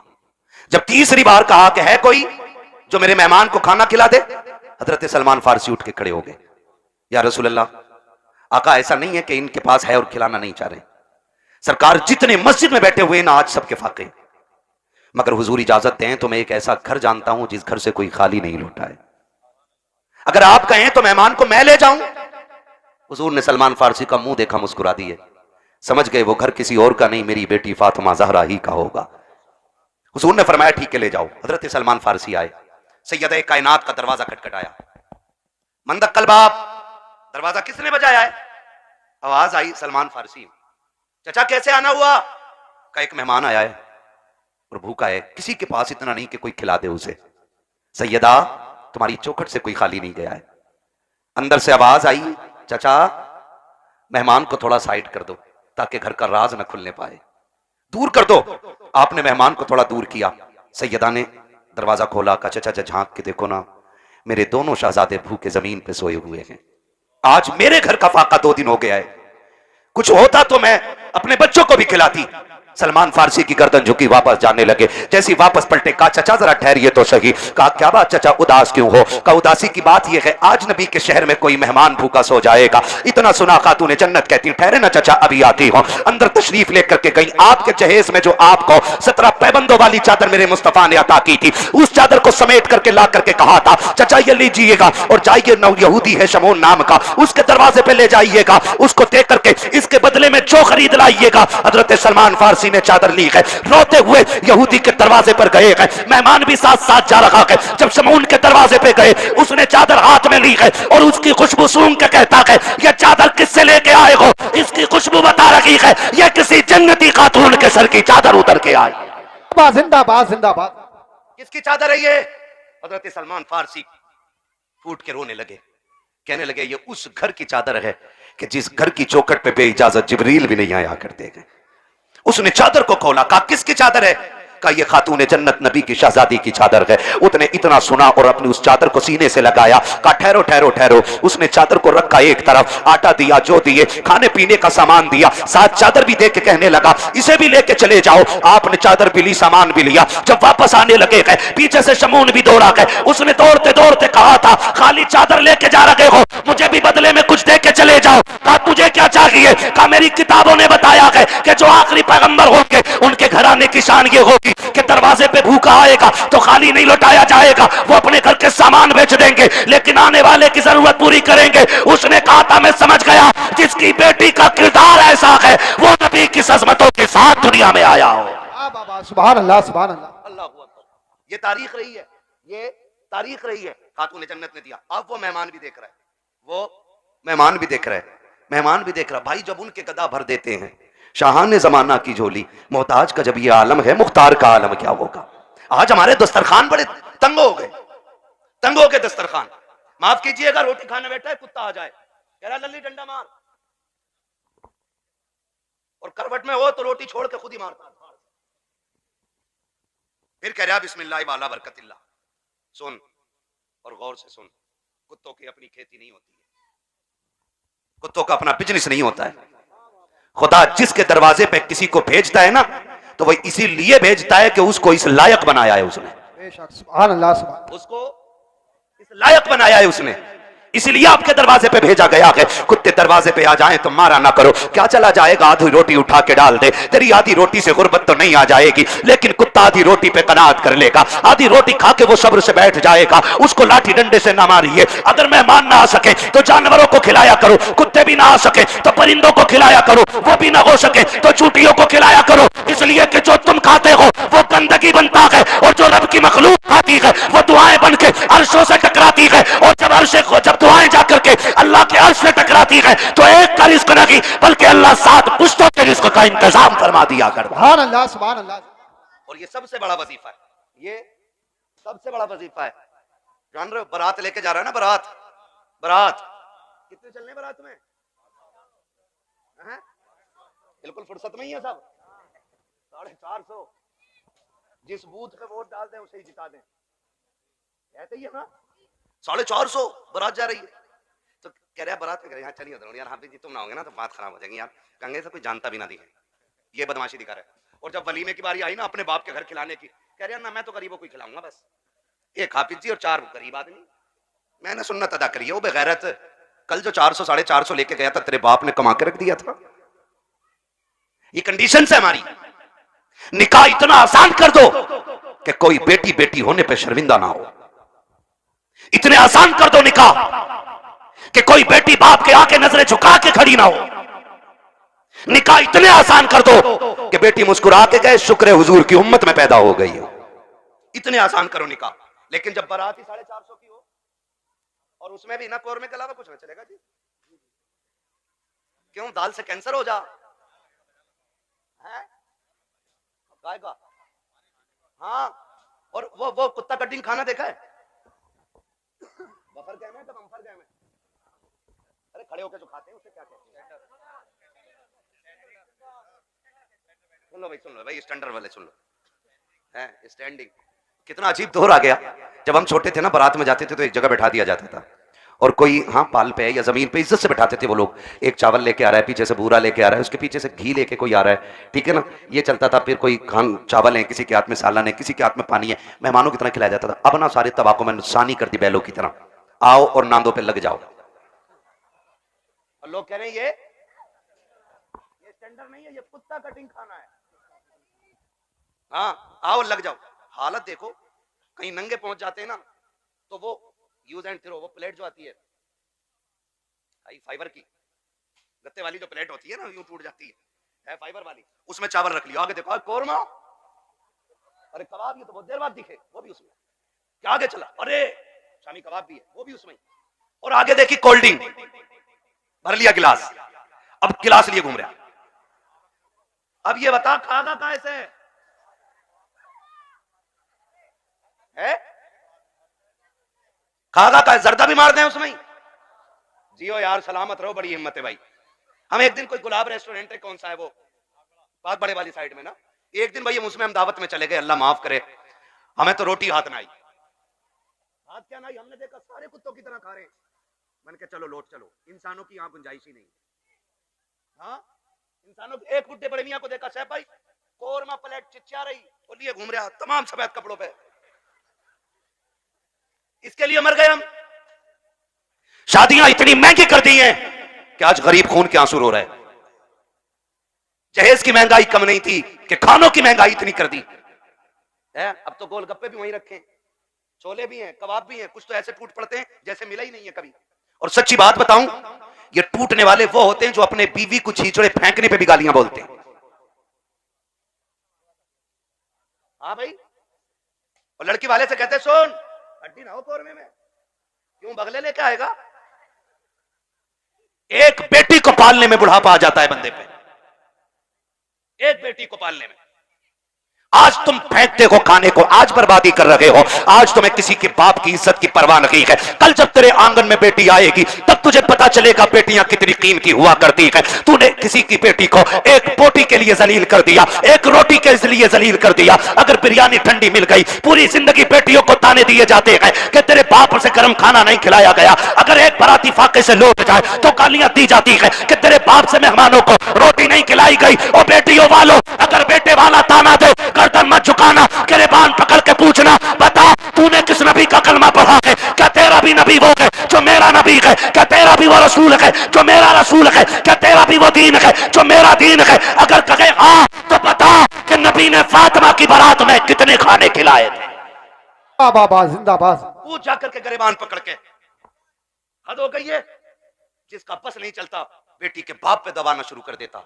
निकलो इन चीजों से, निकाह आसान कर दो ताकि बेटियां मुर्तद ना हो, बेटियां मुर्तद ना हो।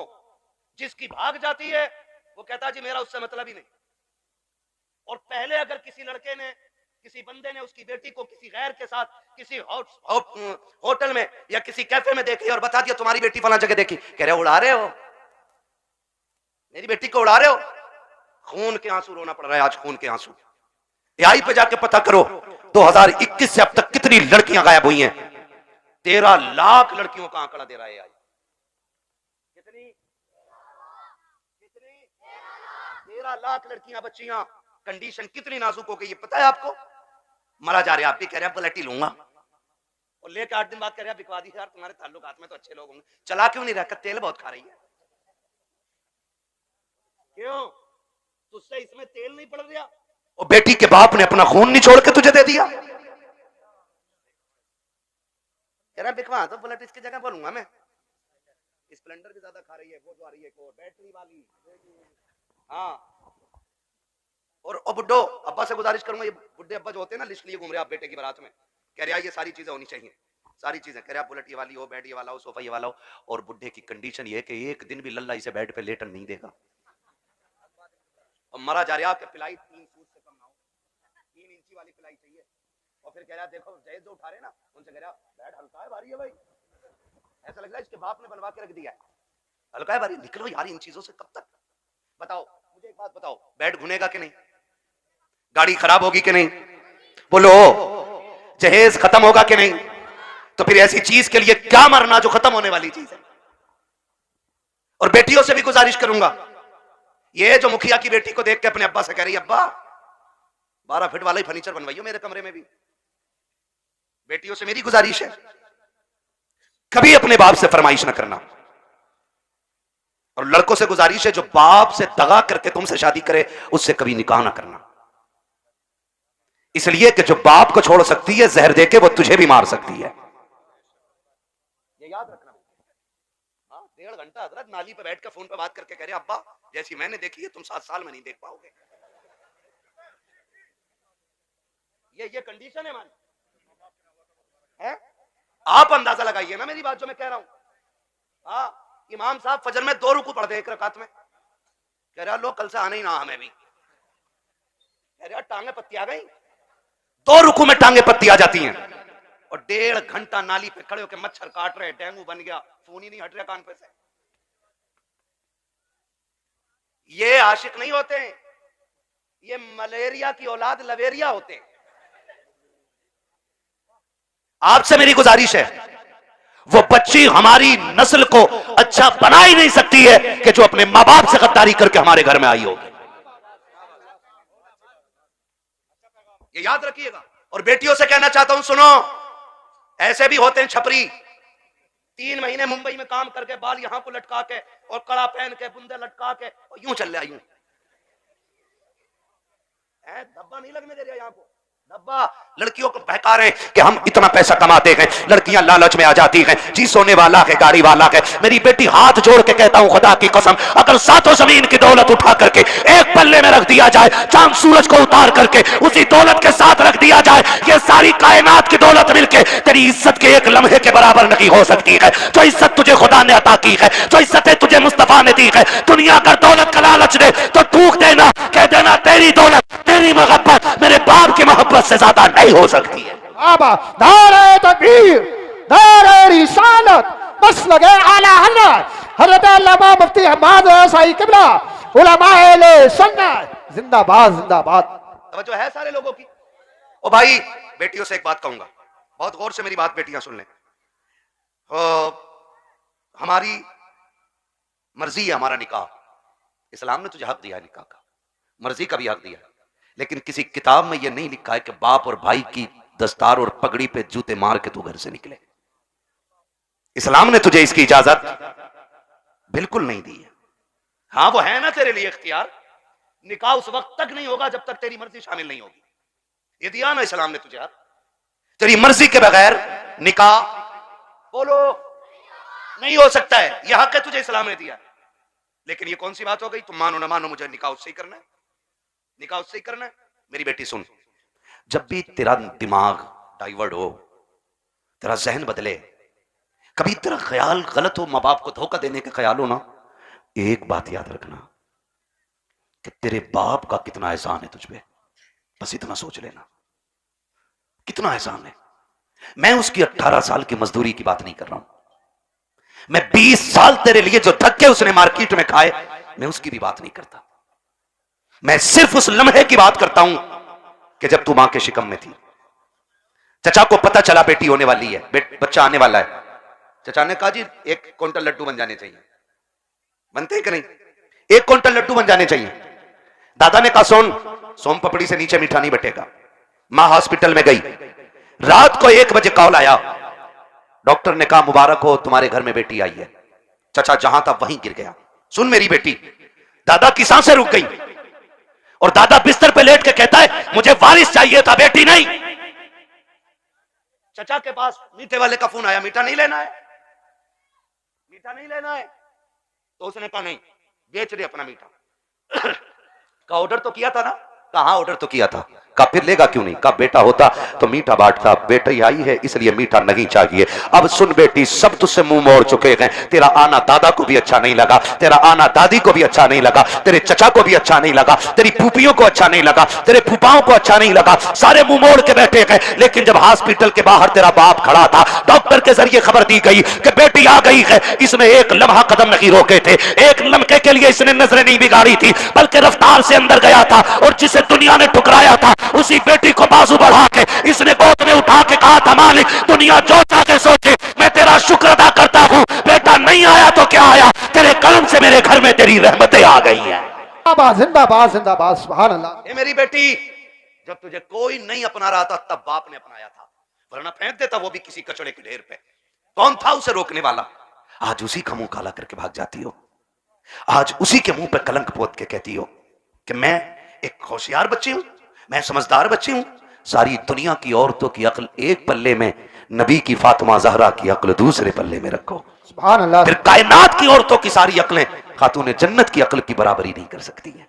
हाँ नहीं कर सकती हैं। लेकिन तुम्हें पता है ना, जब हैदर कर्रार मौलाए कायनात रिश्ता मांगने के लिए आए, हुजूर उठे घर की तरफ चले, जिब्रील आ गए। या रसूल अल्लाह किधर? का जिब्रील रिश्ते के लिए आया बैठा है, बेटी से पूछ लूं ना। तो जिब्रील कहते हैं आका ये रिश्ता जन्नत में रब ने कर दिया है। कहा हुआ है? जन्नत में रिश्ता हुआ है। कि ये रिश्ता अल्लाह ने अर्शों पे कर दिया है। का मालूम है? का फिर भी आप का बात यह है कि बेटी से इजाजत लेने जा रहा हूं। जी जी। हुजूर क्यों? ताकि इसलिए कि कल जब बेटियों को रुखसत करने की बारी आए ना, तो बाप अपनी मर्जी से बेटियों का गला दबा के रुखसत न करे, बल्कि निकाह से पहले हर बाप अपनी बेटी की इजाजत जरूर ले ले। जी जी जी, ये बाप का फर्ज था। और अब बेटी का किरदार आप देखिए।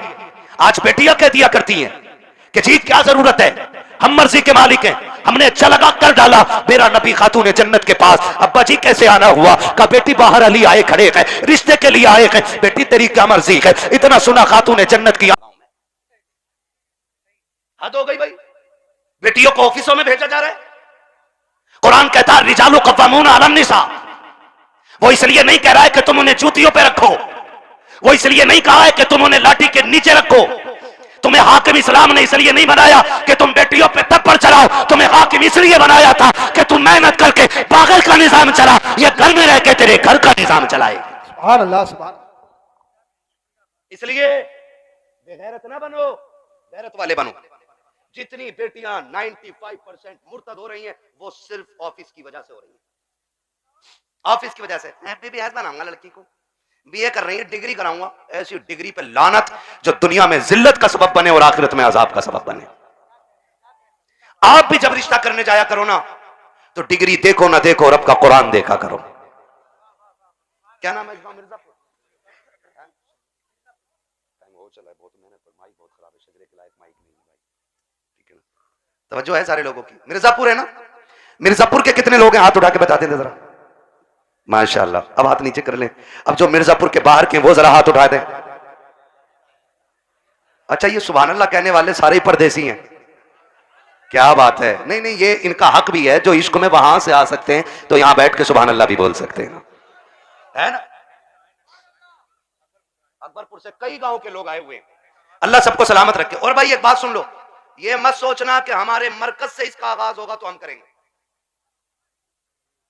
समझ रहे ना, कि हमारी कोई सबसे बड़ी जमीन इसका आगाज करे तो हम करेंगे। नहीं, ये हुजूर का दीन है। अगर नंगे पैर चलने वाला आगाज कर देना और उसे देख के दुनिया बदलने लग जाए तो वही उस इलाके का मरकज बन जाया करता है। मिर्जापुर वालों, ये आगाज आपको करना है। हमें बेटियों की कमाई, बेटियों की कमाई, बच्चे ही बोल रहे हैं, बड़े क्यों नहीं बोल रहे? हाँ, बच्चियों की कमाई, बेटियों की कमाई, बेटियों की कमाई, अपनी बेटियों की इज्जत भी बचाएंगे और अपने गांव का दीन ईमान भी बचाएंगे इंशाअल्लाह। अल्लाह सुभान। प्री प्लानिंग चल रहा है ये सब। हाँ, तुम्हारी बच्चियां यूनिवर्सिटी में झूठ बोल रही हैं तुमसे, वो हमसे पूछो, हम शहरों में रहते हैं, गुजर हमारा शहरों में होता है। जब 4 बजे किसी बेटी को नकाब में कैफे के अंदर बैठे देखते हैं तो दिल में आता है कि या तो ये लहू बेगैरत है या जिस घराने से ताल्लुक रखती है वो घराना बेगैरत है।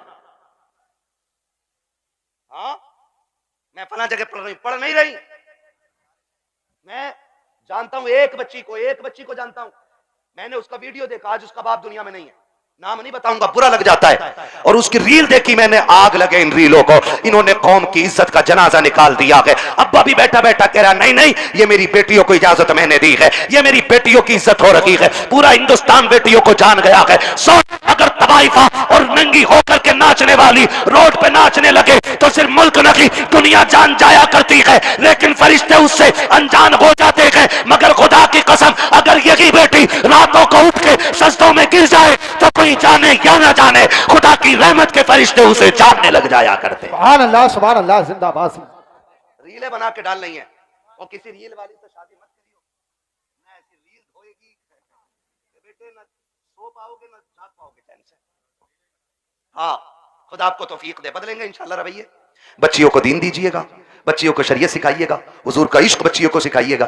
बच्चियों को बताओ तू कनीज़े फातिमा ज़हरा है, तुझे रब ने वो इज्जतें अता की हैं कि जो इज्जतें किसी कौम ने अपनी कौम की बच्ची को अदा नहीं की हैं। अल्लाह ने बड़ी इज्जतें अता फरमाई हैं। इसलिए मैं हर बेटी से कहना चाहूंगा, खुदा आप पर्दे का खास ख्याल रखें। बेटों से कहना चाहूंगा, आप शराब के नशे से निकलो, आप मोबाइल के नशे से निकलो। आप 3 बजे तक मोबाइल चलाते हो, फिर जब सोते हो ना तब तक तुम्हारे घर की बच्चियों की नींद पूरी हो चुकी होती है, फिर तुम्हारे ही फोन से चैटिंग और चीटिंग होती है, फिर वही बहन बेटियां तुम्हारे मुंह पे कालिक पहुंच जाया करती हैं। इसलिए जागो, अपना घर भी बचाओ, अपना शहर भी बचाओ, अपना दीन भी बचाओ, अपना ईमान भी बचाओ। अब ये लाजिम हो गया, हर एक को जागना पड़ेगा। प्री प्लानिंग कह रहा, जो एक मुस्लिम लड़की से ब्याह कर ले उसे हमारी संस्था 5 लाख देगी। फिर वही बेटी रोड पे मिलती है मरी हुई है। मुरादाबाद की न्यूज नहीं चल रही है, मुरादाबाद की न्यूज, नाम नहीं लूंगा, लोगों के पित्ते कलेजे फट जाते हैं, गैरत नहीं आती है। आंख तब नहीं खुलती जब खुलनी चाहिए थी, और जब सब लुट गया तो फिर कह रहे हाय मेरी बच्ची को वो ले गई थी बुला के, वो ले गई थी बुला के। और तुम क्या मर गए थे? जब तुम्हारी बेटी सहेली के साथ निकली तो तुम्हारी आंखें फूट गई थी। क्या तुम्हें नहीं पता कि बेटियों को निकलने में देर है, परिंदों को कपड़े नोचने में कोई देर नहीं लगती है? आंखें खोल के बैठो। और बेटियों से कहना चाहूंगा, सबसे ज्यादा भरोसा अगर करना है तो अपने बाप पे कीजिएगा, उसके अलावा किसी के बाप पे मत कीजिएगा। खुद पे डिपेंड रहिए, अपनी इज्जत की हिफाजत खुद कीजिए। और कितना भी बड़ा फ्रेंड तुम्हारा हो, तुम्हारे ऑफिस का सर हो, तुम्हारे ऑफिस का मालिक हो, बॉस हो, कितना भी बड़ा लालच दे, ठुकरा दो। इसलिए कि दौलत गई तो फिर मिल जाएगी, इज्जत गई तो दोबारा मिलने वाली नहीं है। रो नहीं रही है बच्चियां कि हम लौट के आना चाहते हैं, उसने ले गया ताज, उसने छोड़ दिया, और ये हुआ, मैंने उसके लिए धर्म बदला, मैंने सब बदला। अगर अब भी नहीं जागे तो फिर इस कौम को तबाही से कोई नहीं बचा सकता है, कोई नहीं बचा सकता है। याद रखिए, आसमानों से मदद 313 के लिए आती है, भगोड़ों के लिए कोई मदद नहीं आने वाली है। इसलिए हमें अपने दीन में मजबूत होना है, और अपनी जो दुश्मनियां ये खत्म कर लीजिएगा, करेंगे खत्म इंशाल्लाह। एक दूसरे को माफ करने के आदी हो जाओ, एक दूसरे को माफ करने के आदी हो जाओ। जमीन का झगड़ा है, जायदाद का झगड़ा है, किसी ने इतनी जमीन ले ली है ना, उसे बुला और बुला के कह, जा मैं तुझे बाप का चेहरा देख के माफ कर रहा हूं, सगा भाई है ना आपका, जमीन उसी से तो झगड़ा होगा ना। जा, मैं तुझे बाप का चेहरा देख के माफ कर रहा हूं, कयामत में खुदा कह देगा जा जन्नत में चला जा, मैं तुझे मुस्तफा का चेहरा देख के माफ कर रहा हूं। वाह वाह वाह, सुभान अल्लाह। ये हौसले पैदा करें हम, ये हौसले पैदा करें आप, हौसले।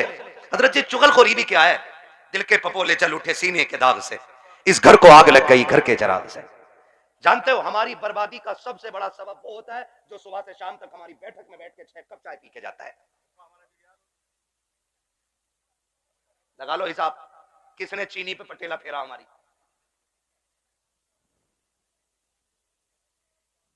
चलो इंशाल्लाह मैं पढ़ दूंगा शजरा, ठीक है ना, मेरी बात सुन रहे। चाय पी रहा साहब भाई बैठे बैठे, एक कप हजम ना हुई, कह रहे यार प्रधान एक और बनवा लो। उसने एक और बनवा ली है ना, उसने एक और बनवा ली। जब दूसरी आधी कप हुई ना, कह रहा उसका क्या हुआ, तुम्हारे भैया से जो झगड़ा चल रहा था। उसने कहा यार छोड़ो यार, क्या उसके मुंह लगना। कहा थोड़ी देर चुप होगा, फिर उसके बाद क्या प्रधान एक पुलिस वाले को जानू मैं, कहो तो नंबर लगाऊं, ये तुम्हें पता भी ना चलेगा, तुम्हारा नाम भी ना का और उस पर पट्टा फिर जाएगा। हाँ है ना, माशाल्लाह कारी मोहम्मद अली साहब आ गए। मैं सोचा था खाली उन्होंने दावत ही दी है और आएंगे नहीं। ये हमारे साथी भी हैं माशाल्लाह, बचपन में जब हम मदरसे में पढ़ते थे ये तब के साथी हैं, और आज तो एक बड़ी दरसगाह में अच्छे मुदर्रिस भी हैं और मस्जिद के इमाम भी हैं माशाल्लाह। बड़ी दूर से आए हैं, मोहब्बत है शायद इनको इन लोगों से। मेरी तो आपसे पहली मुलाकात है, मैं तो कह ही नहीं सकता आपकी मोहब्बत में आया हूँ। ये मोहब्बत तो जाने के बाद बताऊंगा ना, आप मुझे अच्छे लगे कि खराब लगे। झूठ बोलने से क्या फायदा कि आपकी मोहब्बत ले आई, मोहब्बत नहीं आपकी दावत लाई है, मोहब्बत तो बाद में बताऊंगा मैं, है ना। तवज्जो सारे लोगों की, मैं क्या कह रहा हूं, ये चाय पीता है सुबह से शाम तक और लड़ा भी देता है, और जब लठ चल जाता ना कह रहा हो बड़ा बुरा मारा भाई, थोड़ा सा रपट पड़ जाता तो ऐसे ही कट जाती। कह रहा 307 लगवा, 307 दफाएं भी सब पता 420 को, इधर की उधर लगा रहे हैं, बेड़े गर्क हो गए। अगर कोई आपकी बैठक पे बैठ के आपकी चाय पी के आपके भाई के खिलाफ बोले, फिर उसे चाय नहीं उसे धक्का दे दो और उससे कह शुक्र है चाय पिए, वरना तुझे तो जहर पिला देना, तुझे जहर पिला देना चाहिए था, क्योंकि तू हमारे बीच ना इत्तेफाकियां पैदा कर रहा है। पता नहीं लोगों को क्या मिलता है, चौक में खड़े हैं, ठलुए खड़े हैं, कह रहा तुम्हें पता है कहा क्या, कहा उनकी भी तो नाक कट गई, कहा कैसे कट गई, कहा उन्होंने ये गलती कर दी है। ओ भाई दूसरे के गिरेबान में झांकने वालों, कभी अपने गिरेबान में भी झांक लिया करो, दूसरों में ऐब निकालने वालों कभी अपने घर के मैल को भी देख लिया करो, दूसरों को जलील करने वाला किया था। बड़ी हसरतें थी तेरी जिंदगी के साथ, मैं चाहता था तेरा डोला मेरे निगाहों के सामने उठे, लेकिन बेटी समाज ने जीने का अधिकार छीन लिया। बेटी जहां तेरा रिश्ता किया था उन लोगों ने मुझसे ऐसा मुतालबा किया जो तेरा बाप पूरा ना कर सका, किस मुंह से तेरा सामना करता बेटी, इसलिए मैंने मौत को गले लगा लिया। साकिब कोई कहेगा समाज में बड़ी बड़ी बातें होती है, लोग कहते हैं बुरी मौत मर गया, नहीं मरना था, अजाब में मुब्तला होगा, यार ये बात अपनी जगह है कि नहीं मरना था, इस्लाम इसकी इजाजत नहीं देता, लेकिन एक बार ये भी तो सोच ऐसी मौत मरने पर मजबूर किसने किया, क्यों मरा। जिंदगी सबको प्यारी होती है, आखिर वो क्यों मर गया, इसलिए कि हमारे जालिम समाज ने उसे जीने न दिया। खुदारा किसी के लिए इतना बड़ा बोझ ना बनो कि उसको जिंदगी मुश्किल लगने लगे। और आए दिन की तलाक है, अभी कुछ दिन पहले फोन आया था कि मौलाना कोई तावीज है जो अल्लाह बेटा दे दे। मैंने कहा किस लिए, कहा मेरे ससुराल के अंदर मुझे बहुत गालियां मिल रही हैं, मेरे घर में 3 बेटियां हो गई हैं, तो ससुराल वाले जीना हराम कर रहे हैं, अब नंबर तलाक का है। भाई हंसने का वक्त नहीं, ये रोने का वक्त है। ये ऐसा भी दिन हमें देखना था, इस दिन के लिए मेरे हुजूर ने पत्थर खाए थे। मुझे बताइए क्या ऐसे समाज के लिए हुजूर ने कहा था मेरी बेटी मेरे जिगर का टुकड़ा है। सोचो इस बारे में, हैरत होती है। अल्लाह अकबर, अगर किसी के शिकम से बेटियां हो रही हैं तो दिल थोड़ा न कर, मुकद्दर वाले होते हैं यार जिनके आंगन में बेटियां मुस्कुराया करती हैं, वरना देखो किसी के घर में 8 बेटे होते हैं लेकिन रौनक नहीं होती है, 10 बेटे होते हैं लेकिन रौनक नहीं होती है। और खुदा की कसम बेटा एक भी ना हो, अगर सिर्फ एक बेटी हो तो घर सामने से जन्नत नजर आया करता। ये बेटी की बरकत होती है, बेटी शान वाली है। अगर किसी के घर में सिर्फ बेटियां पैदा हो तो दिल थोड़ा ना करना, मुकद्दर पे नाज करना, अल्लाह ने जन्नत के टिकट दे दिए हैं। मैं अक्सर इस बात को बयान किया करता हूं, आज फिर करने लगा हूं। वो किसी शख्स को अल्लाह ने 6 बेटियां दी थी, कितनी जो अब तक नहीं बोला आप तो बोल दो, 6 बेटियां अल्लाह ने दी। और वो बड़ा दुनियादार आदमी था, अपनी बीवी को बाल पकड़ के मारने लगा, और मारने के बाद इसे नामर्द को भी यही पता ना कि औरत की सबसे बड़ी कमजोरी उसके बाल है, तो डायरेक्ट हाथ में ही चलाता। अल्लाह फरमाता है पाक है वो ज़ात जिसने मर्दों को जीनत दी है दाढ़ी के बालों से और औरत को जीनत दी है सर के बालों से।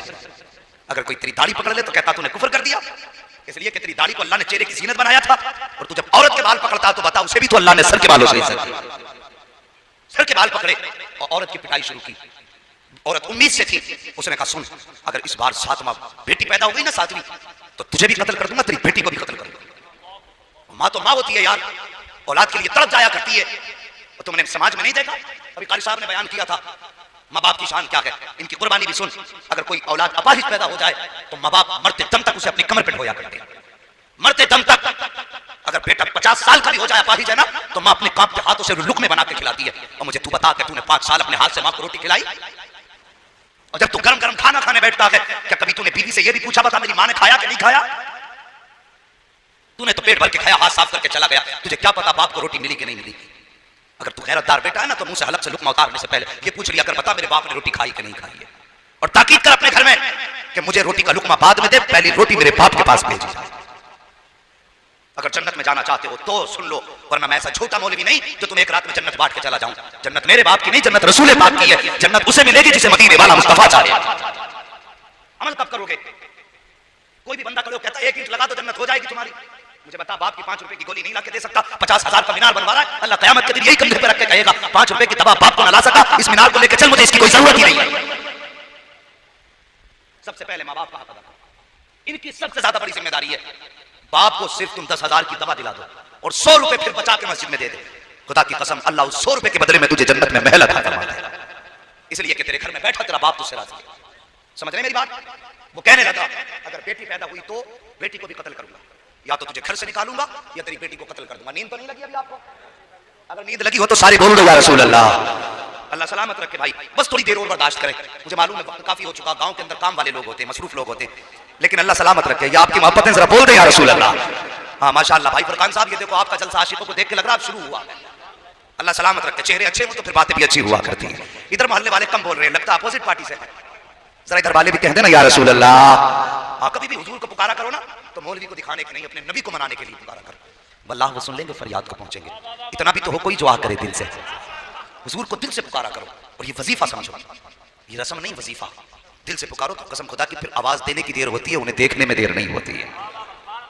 गौर करें, कहने लगा अगर बेटी पैदा हुई तो बेटी को कत्ल करूंगा, या तो तुझे भी कत्ल कर दूंगा या घर से निकाल दूंगा। और यार औरत औरत हुआ करती है, अगर मर्द को कोई धमकी दे दे तो अपने भाई के पास जाता है, अपने दोस्तों के पास जाता है, चचा के पास जाता है, मदद तलब करता है। लेकिन औरत जो तेरे घर में आई है, और यार जिस दिन तूने 3 मरतबा कबूल कबूल कहा था, उसने बाप का घर तेरे लिए छोड़ दिया, अपना प्यारा रिश्ता तेरे लिए छोड़ दिया, घर की यादें तेरे लिए छोड़ दी, बचपन की सहेलियां तेरे लिए छोड़ दी, माँ बाप का वो खिलता चमक तेरे लिए छोड़ा, सब कुछ छोड़ के तेरे घर में आ गई। और तेरी ऐसे ताबे रखी कि तूने कहा उठ तो उठती रही, तूने कहा बैठ तो बैठती रही, तूने कहा चल तो चलती रही, तेरे खाने का इंतजार करती रहती थी, तू खा लेता था तब वो खाती थी, जब तू सो जाता था तब वो सो जाती थी। और यार उसने तो जिंदगी इसके नाम कर दी है। ये रिश्ते मियां बीवी के होते हैं, अगर उसके बावजूद भी जिससे सारी उम्मीदें लगा के आई है, अगर वही जान से मारने की धमकी दे या वही उस पे जुल्म करे, तो बताओ वो किसके दरवाजे जाएगी, किसकी चौखट पे जाके वो मदद मांगेगी। और यार क्या तुमने बीवियों की कहानियां ये नहीं देखी कि जब औरतों को शोहर मारा करते हैं, नाराज हो जाते हैं, तो वो घर छोड़ के नहीं जाया करती है, वो तेरा दामन छोड़ के पीछा नहीं छुड़ाया करती है, बल्कि अगर तू नाराज है तो तेरे दाएं बाएं चक्कर लगाती रहती है, ये सोच करके शायद ये अब आवाज दे दे, शायद ये अब आवाज दे दे, शायद ये अब आवाज दे दे, और वो तेरी रजा के चक्कर में तेरे पीछे घूमती रही, लेकिन तुझे उस पे तरस तक न आया। अल्लाह अकबर, तेरी इतना प्यार करने वाली, तुझे इतना चाहने वाली, तेरी जिंदगी पे जिंदगी मारने वाली, तेरे नाम पे जान कुर्बान करने वाली, अगर उसी को जान से मारने की शोहर धमकी दे तो बताओ वो किसके दरवाजे पे जाएगी। जब नजर उठाती है तो सिर्फ 2 दरवाजे नजर आते हैं,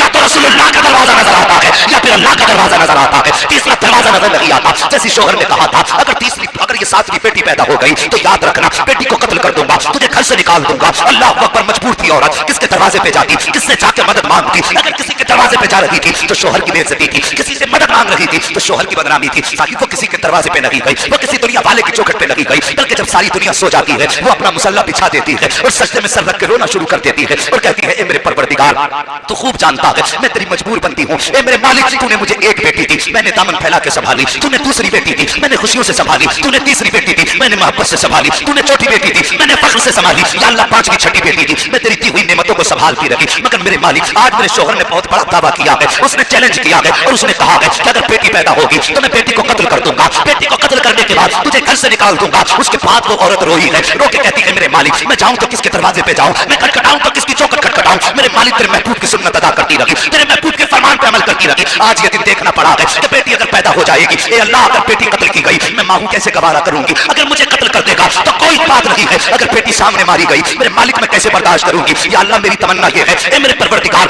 या तो मुझे 7वां बेटा अता फरमा दे, और अगर बेटा मुकद्दर में नहीं है तो फिर मेरे शौहर का इलाज फरमा दे। अल्लाह अकबर, ये रो के बेटी उस खातून ने आंसू बहाए हैं। ओ खुदा की कसम, रब बड़ा करीम है, इतना करीम है, और तेरे आंसू निकलने की देर होती है, आंसू मोती समझ के शान करीमी ने चुन ली है, बस आंसू गिरने की देर है, उसकी रहमतों में खलबली मच जाया करती है। अल्लाह अकबर, जब खातून रोई है, इधर ये शौहर भी बिस्तर पे लेटा है, ख्वाब क्या देखता है? मैदान क़यामत है, हिसाब किताब हो रहा है, अमल तोले जा रहे हैं। का जब अमल तोला गया, इसके नामे अमाल में गुनाह ही गुनाह है, हुक्म होता है फरिश्तों इसे उठा करके जहन्नम में डाल दो। वो कहता है जब फरिश्ते मुझे लेकर के चलने लगे, मैंने आवाज देके कहा था, या अल्लाह मेरी खताओं को माफ कर दे, मेरे गुनाहों को माफ फरमा दे। आवाज कुदरत आई थी, फरिश्तों इसकी एक नहीं सुनी जाएगी, जाओ इसे दोज़ख में जाके डाल दो। अब जरा गौर करना, अल्लाह ने इसको 6 बेटियां दी थी, और पूछो इन उलमा से, जहन्नम के 7 दरवाजे बनाए गए हैं। ये कहता है जब फरिश्ते मुझे दोज़ख की तरफ लेके चले, अमल साथ न दे सके, रहमतों से भी मैं नाउम्मीद हो गया। वो कहने लगा जब फरिश्ते लेकर के चले हैं, जब जहन्नम के पहले दरवाजे पे लाए हैं, क्या देखता हूँ? पहले दरवाजे पे जहन्नम के मेरी बड़ी बेटी हाथ लगा के खड़ी हो जाती है और कहती है, या अल्लाह ये मेरा बाप है, इसने मेरी परवरिश की है, ये दोज़ख में जाएगा मुझे तकलीफ होगी, ए मेरे मालिक मैं इसे दोज़ख में जाने नहीं दूंगी। का फरिश्तों ने उस दरवाजे से हटाया है, दूसरे दरवाजे पे लेकर के गए हैं। वहां जाकर के क्या देखता हूँ? दूसरे दरवाजे पे दूसरी बेटी खड़ी है, तीसरे दरवाजे पे तीसरी बेटी खड़ी है, चौथे दरवाजे पे चौथी बेटी खड़ी थी, 5वें दरवाजे पे 5वीं बेटी खड़ी थी। का जब 6ठे दरवाजे पे लेकर के गए तो सबसे छोटी बेटी, छठी बेटी वहां पे खड़ी थी। का जब 6ठे दरवाजे से फरिश्तों ने हटाया है,